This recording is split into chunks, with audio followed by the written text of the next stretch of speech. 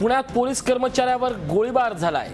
या क्षणाची मोठी बातमी थेट पुण्याहून येते। एफसी रोडवरील पाटील बंगल्यातील ही घटना आहे।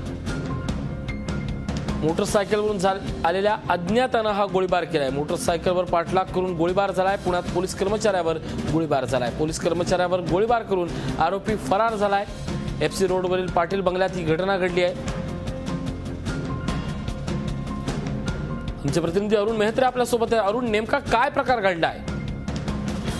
ते साधारणपणे तासाभरापूर्वीची घटना आहे। हे जे दोन आरोपी आहेत ते या बालगंधर्व परिसरामध्ये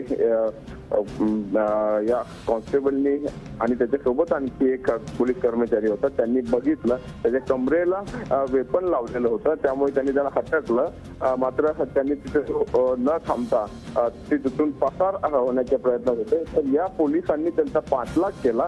पाठलाग करत असताना एका ठिकाणी म्हणजे या फर्ग्युसन रोडवर पाटील बंगला परिसर आहे, तिथे त्यांच्यामध्ये झटापट झाली आणि या झटापटीमध्ये तो जो आरोपी होता त्याच्याकडे स्वतः काही वेपन होतं, त्यांनी स्वतःच्या त्या वेपन मधनं जे काही रिव्हॉल्वर किंवा गावठी कट्टा असेल त्यातनं गोळ्या घातल्या।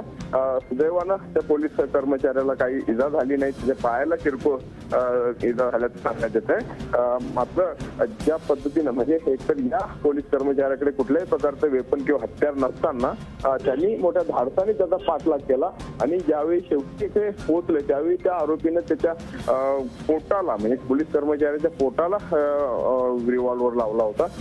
तर एवढं जे धाडस आहे म्हणजे स्वतःकडे वेपन नसताना हे त्यांनी केलं। अर्थात तिथे झटापटीनंतर ते आरोपी पसार झाले।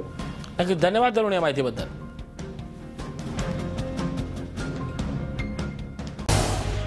झी 24 तास रहा एक पाऊल पुढे।